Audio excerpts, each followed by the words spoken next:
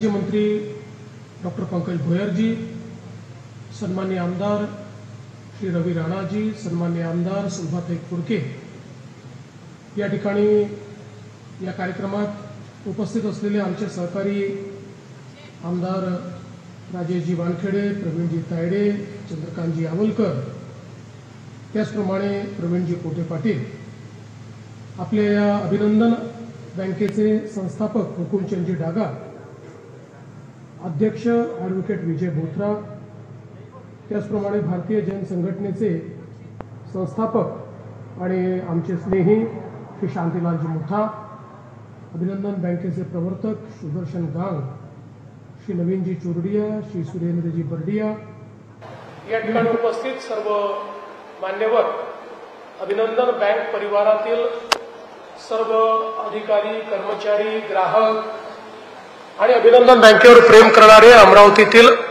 सर्व भगिनी आणि बंधूंनो, आज अतिशय आनंदाची गोष्ट आहे की अभिनंदन बँकेच्या मुख्य कार्यालयाच्या नूतन इमारतीचं आपण उद्घाटन करतो आहोत. सर्वात पहिल्यांदा मी या नूतन इमारतीचं उद्घाटन झालं असं या ठिकाणी घोषित करतो. खरं म्हणजे आम्ही उद्घाटन करूनच या ठिकाणी आलो आणि मी इमारत बघितली. अतिशय सुंदर अशा प्रकारची इमारत या ठिकाणी तयार केली आहे. मी ॲडव्होकेट विजय बोथराजी आणि संपूर्ण टीमला मनापासून धन्यवाद देईल की एखाद्या कॉर्पोरेट बँकेला लाजवेल अशी इमारत तुम्ही या ठिकाणी तयार केलेली आहे. प्रशस्त इमारत आहे, सुंदर सभागृह आहे, सगळ्या व्यवस्था अतिशय उत्तम आहेत आणि ज्या अर्थात त्यावेळेस कशा प्रकारची इमारत तयार होऊ शकते त्या इमारतीकडे पाहून आपल्या लक्षात येतं. खरं तर आता अभिनंदन बँकेने अतिशय चांगली वाटचाल केलेली आहे.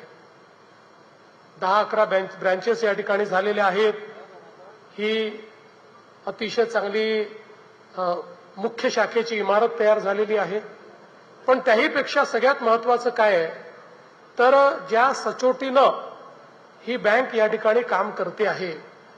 आपल्याला कल्पना आहे की सहकाराच्या क्षेत्रामध्ये उत्तम काम करणारे लोकही आहेत आणि ज्यांनी काही ना काही कारणाने सहकार बदनाम केला आणि ग्राहकांना देखील अडचणीत आणलं अशीही अनेक उदाहरणं आपल्याला पाहायला मिळतात. पण या ठिकाणी ही जी बँक आहे या बँकेचं नाव तर अभिनंदन आहेच आणि ते अर्थात भगवानांच्या नावाने आहे. पण मी खरोखर आपलं मनापासून अभिनंदन करतो की ज्या पद्धतीनं प्रत्येक मानकावर ही बँक आपल्याला उत्तम दिसते. मग त्यात ग्रॉस एनपीए असो, नेट एनपीए असो, 0% किंवा 0.14% हे राखणं प्रमाण हे अतिशय कठीण आहे. मग अशी जसं आपल्याला बोथराजींनी सांगितलं की सहकारी बँकांचा फायदा काय आहे तर सहकारी बँकांमध्ये सामान्य ग्राहकाला जाताना दडपण येत नाही. त्याला माहिती असतं की आपली माणसं आहेत, ही माणसं आपल्याला अपमानित करणार नाहीत, ही माणसं आपल्याला चांगला सन्मान देतील, आपल्या अडीअडचणीमध्ये ही माणसं आपल्याला मदत करतील. त्यामुळे लोक सहकारी बँकेमध्ये जातात. पण हा जरी फायदा असला तरी सहकारी बँकेमध्ये अनेक वेळा असं लक्षात येतं की आपल्या जवळचं आहे म्हणून बिनातारण कर्ज देऊन टाक, नियमबाह्य कर्ज देऊन टाक, अशाही घटना अनेक वेळा घडतात आणि त्यातनं बँक अडचणीत येते आणि मग वसुलीच्या वेळी आपल्या हाती काहीच राहत नाही.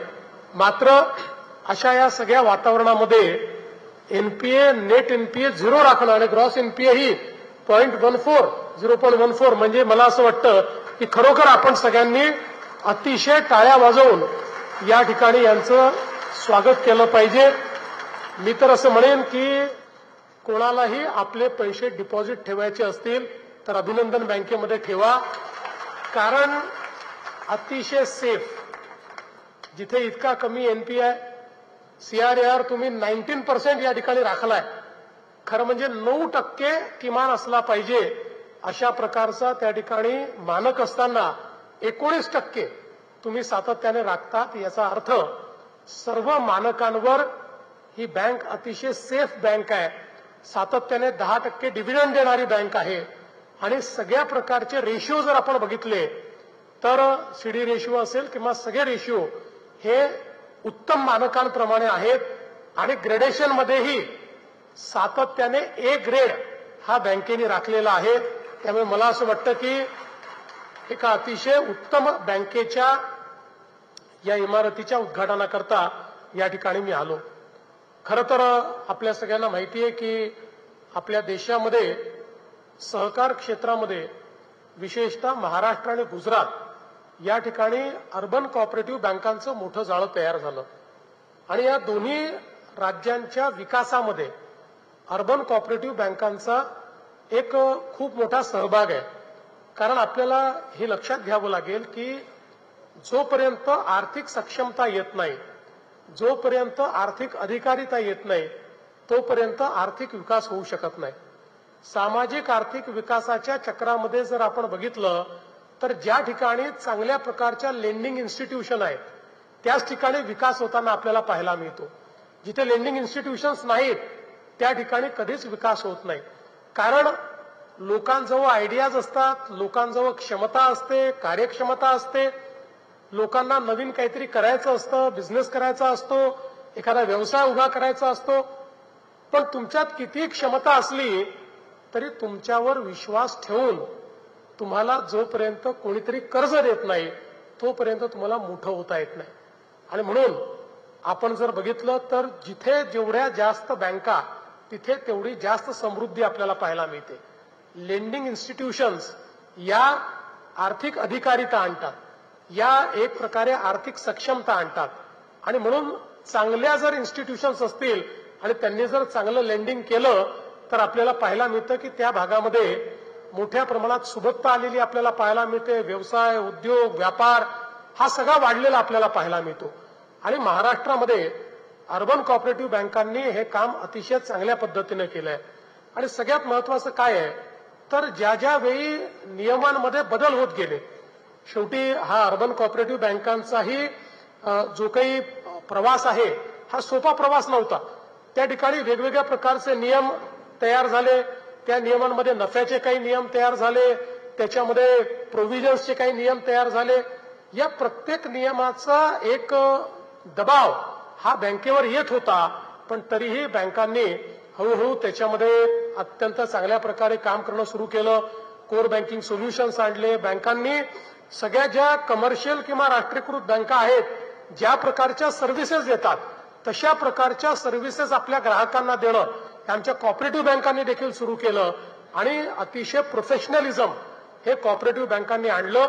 आणि म्हणून एक लोक असा देखील प्रश्न विचारायचे ज्यावेळेस आपली अर्थव्यवस्था विस्तारित होत होती आणि आपण ज्यावेळेस लिबरलायझेशन स्वीकारलं त्यावेळी असा प्रश्न लोक विचारायचे की आता या लिबरलायझेशन मध्ये आणि ग्लोबलायझेशन मध्ये आमच्या अर्बन कोऑपरेटिव्ह बँका टिकतील का?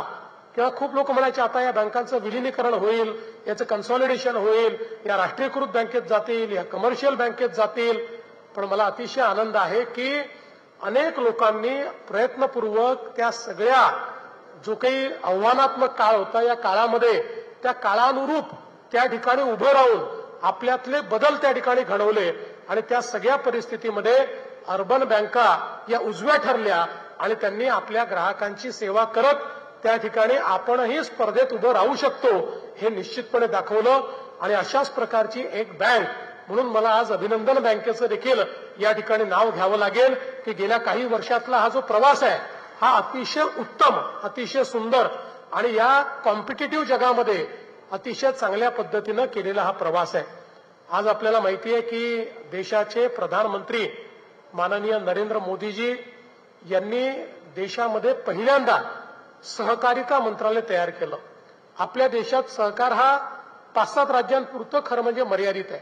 त्यामुळे केंद्र सरकारला सहकार हा विषयच कधी वाटायचा नाही. केंद्र सरकारमध्ये ऍग्रिकल्चर मिनिस्ट्रीमध्ये एक डेस्क होता सहकाराचा, त्याच्या व्यतिरिक्त सहकाराकरता काहीच नव्हतं. पण सहकाराचं महत्व हे मोदीजींनी समजून घेतलं, सहकारिता मंत्रालय तयार केलं आणि पहिले सहकारिता मंत्री म्हणून माननीय अमितभाई शहा यांना नेमणूक दिली. आणि आज आपण पाहतो सहकाराच्या क्षेत्रामध्ये इतक्या मोठ्या प्रमाणात वेगवेगळ्या प्रकारच्या योजना सहकार क्षेत्राला बळकट करणाऱ्या, सहकार क्षेत्रामध्ये नाविन्यता आणणाऱ्या या आता मोदीजींच्या सरकारने अमितभाई शहांनी सुरू केलेल्या आहेत. आणि काही लोक असं म्हणायचे की सहकार टिकेल नाही टिकणार, मोदी सरकारमध्ये सहकार तुम्ही टिकवणार आहात का, अशा अनेक वल्गना 14 साली करायचे. आज तेच लोक म्हणतात की जेवढं सहकार क्षेत्राकरता मोदीजींच्या सरकारने केलं तेवढं यापूर्वी कुठल्याही सरकारने कधी लक्ष देखील घातलं नाही. आणि म्हणून मला विश्वास आहे की शेवटी सहकारातनंच आपण समृद्धीकडे जाऊ शकतो. आंतरराष्ट्रीय सहकार वर्षाच्या निमित्ताने हा एक अतिशय चांगला उपक्रम, आपलं स्वतःचं त्या ठिकाणी मुख्य कार्यालय आणि त्याची इमारत, हा आपण जो उपक्रम घेतला त्याबद्दल आपले अतिशय मनापासनं मी अभिनंदन करतो. आज हुकुमचंदजी डागा यांचा आपण या ठिकाणी सत्कार केला. 90 वर्षाचं वय आहे, पण तरी देखील या बँकेच्या विकासात त्यांची जी भूमिका सुरुवातीपासून होती तीच भूमिका आजही आहे. ते पूर्णपणे या ठिकाणी लक्ष ठेवून आहेत. मला फक्त ऍडव्होकेट विजय बोथरांना एकच विषय विचारायचा आहे की मला असं समजलं की दरवेळेस निवडणुका अविरोध होतात आणि 21 वर्ष तेच या ठिकाणी अध्यक्ष आहेत, तर हे आम्हालाही समजावून सांगा. आम्हाला दर 5 वर्षांनी निवडणुकांना सामोरं जावं लागतं. त्यामुळे असं काही गणित असेल तुमच्याकडे की 21 वर्ष तुम्हालाच कसं राहता येतं तसं, पण 21 वर्ष राहून इतकं गुणवत्तापूर्ण काम करणं हे अत्यंत महत्वाचं आहे. नाहीतर लगेच आमचे माध्यमांचे लोक आता फडणवीसांना 21 वर्ष मुख्यमंत्री राहण्याचे वेध लागले वगैरे असं चालू करतील. ते मला ते वेध लागलेले नाहीत, पण मला यांच्याकडनं हे शिकायचं आहे की सगळ्यांना सोबत घेऊन अशा प्रकारे चांगल्या पद्धतीनं बँक कशी चालवता येते. प्रश्न व्हायची होती, पण मला दादासाहेब गवईंच्या स्मारकाचा कार्यक्रम आहे आणि गवई साहेबांना म्हणजे आपले जे चीफ जस्टिस साहेब आहेत आणि आम्हाला दोघांनाही त्यांना दिल्लीला जायचं आणि मला मुंबईला परत जायचं असल्यामुळे आम्हाला वेळेचं थोडं बंधन असल्यामुळे त्यांची भाषणं ठरलेली मी कट केली. त्याबद्दल त्यांचे देखील मी या ठिकाणी क्षमा मागतो आणि पुन्हा एकदा अभिनंदन बँकेला अतिशय मनापासून शुभेच्छा देऊन मी माझे 2 शब्द संपवतो. धन्यवाद. जय हिंद, जय महाराष्ट्र. अभिनंदन अर्बन कोऑपरेटिव्ह बँकेच्या अमरावती येथील मुख्य कार्यालयाच्या उद्घाटन प्रसंगी मंचावर उपस्थित असलेले मंत्रिमंडळातील आमचे सहकारी राज्यमंत्री